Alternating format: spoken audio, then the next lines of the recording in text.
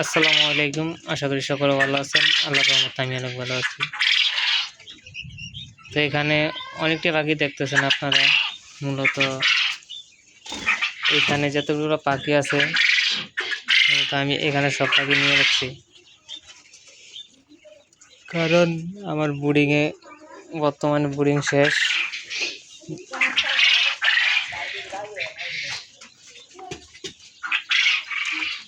দেখতেছেন এই যেগুলো বর্তমানে বোর্ডিং শেষ পর্যায়ে আর কি, এগুলা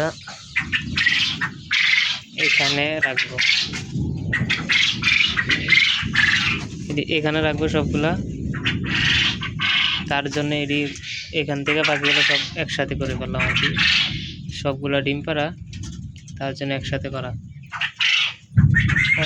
এই জায়গাটা খালি রাখছি আমার বোর্ডিংয়ের পাখিগুলো এখানে রাখার জন্য।